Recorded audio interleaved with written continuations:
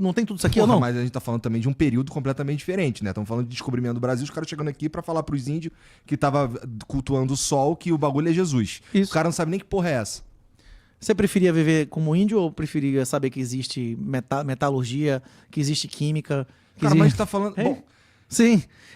O contato com os índios. não importa muito que Isso eu explodiu prefiro. a qualidade de vida dos índios em qualquer lugar, né? Para os sobreviventes, pelo menos, né?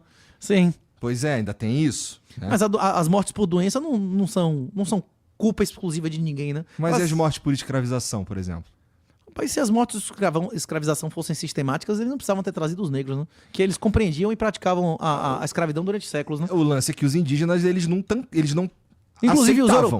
os europeus foram mais escravizados do que fizeram escravos. Inclusive, mesmo na África, os muçulmanos escravizaram por muito mais tempo, muito mais escravos, numa escala maior. E a escravidão normalmente era sexual com castração, né? A escravidão europeia, pela questão da religiosidade, se o cara utilizasse sexual, tinha que ser escondido, né?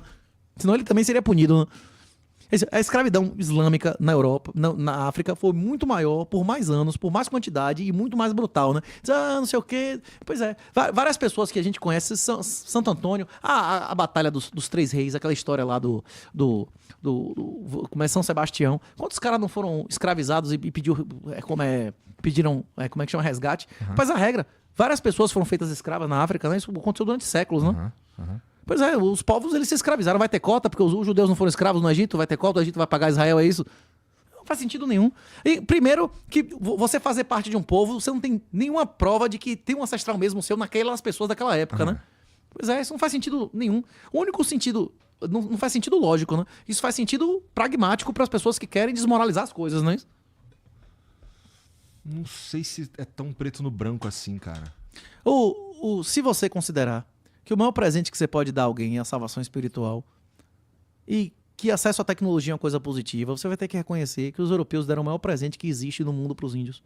Hoje em dia, existe mais gene pool, existe mais genes indígenas do que existia 1000 anos atrás. Antigamente, existia ritual de assassinato em massa para sacrifícios humanos. Hoje em dia não tem mais. Melhorou ou piorou? Você quer viver no mundo de sacrifícios humanos, de fome, de ficar comendo inseto? Pois é. Mas eles estão 500 anos depois, irmão. Isso já ia evoluir naturalmente. E é isso. Os lugares que não tiveram contato com a civilização nunca evoluíram naturalmente. Tem um lugar chamado Tudo bem. Sentinela do Norte, você já ouviu falar? Eles estão na Idade da Pedra ainda. Mas você concorda que não precisava, por exemplo... Não... Inclusive tem uma explicação. Já sei que tu vai me responder. Isso tem uma série de explicações. Por que lugares que não têm uma continuidade de massa na mesma longitude não desenvolve civilização?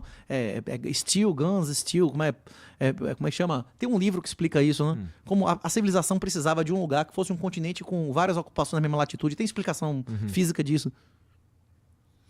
Bom, esse aqui eu acho que eu já li. Tá, já ganhou o salve, inclusive, o Henrique. Ó, o Luiz Neto mandou aqui, ó. Renatão, o que você acha da educação e da academia brasileira? Poderia comentar o caso de Hindenburg Melão? A primeira parte a gente já falou pra caralho sobre isso. Se você quiser falar, pode falar também. O Hindenburg Melão é um cara que não tem título acadêmico, é o QI registrado mais alto da história do Brasil. Ele é uma prova de que a academia no Brasil, que a instrução formal é oposta à educação real. O cara já fez diversas contribuições, dezenas de contribuições que seriam dignas de um doutor honoris causa, e quem é doutor nesse país é Lula e Dilma, não é isso? Que recebe...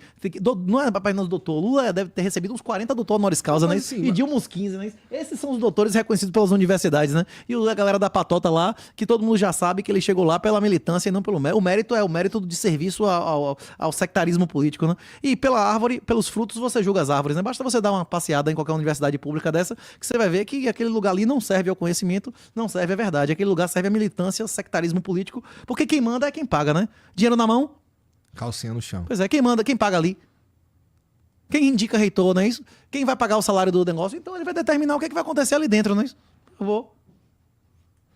Vamos lá. O usuário X mandou aqui, ó. Renato, se o Satoshi movimenta-se alguma de suas carteiras... Calma aí. Se o Satoshi... Posso fazer uma referência à pergunta anterior? Eu acredito, inclusive, que a solução para o colapso previdenciário é a venda de direitos futuros de parte de sua renda. Eu tenho, inclusive, quem quiser dar uma olhada em minhas opiniões, inclusive, eu acredito que o tráfico de drogas violentas vai acabar dentro de menos de uma década. É Substack do 38. Tem vários textos lá sobre, inclusive, aposta de morte, vários temas que a gente não tocou aqui.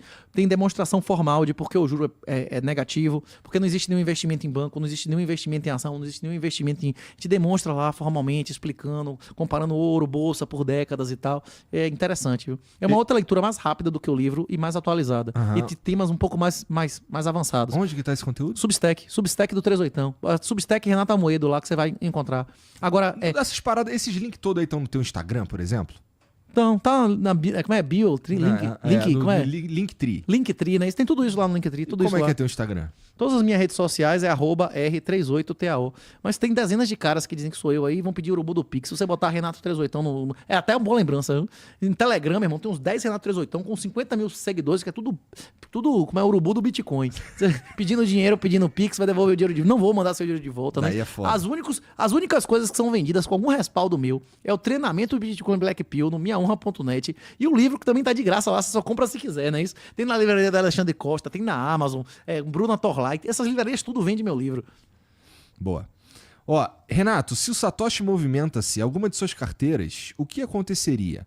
O Bitcoin perderia credibilidade, pois poderia levantar dúvidas sobre a segurança e então geraria descrédito? Não é muito suspeito ele ter sumido? Primeira coisa, é fundamental que ele tenha sumido.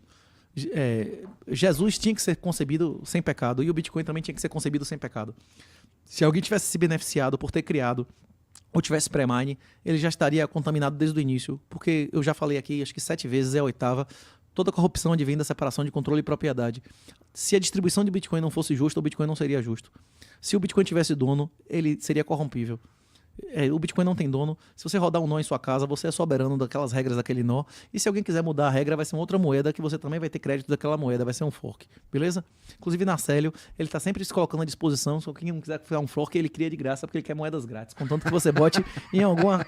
Não é bom forks, não é moedas grátis ou não? Olha, cara, maravilhoso. Bom, Agora, a pergunta dele é se Satoshi moveu o dinheiro. Depende muito. Se, por exemplo, eu fizer um crowdfunding... Tu acredita que ele tá vivo? Rapaz, talvez. E talvez sucessores dele estejam, né? Tá. Se eu fizer, por exemplo, um crowdfunding e ele mandar uma carteira de 50 bitcoins pra mim, ele vai estar respaldando o meu projeto? Pra caralho, não é isso? Pra Ele vai estar caralho. Se ele fizer doação pra uma causa,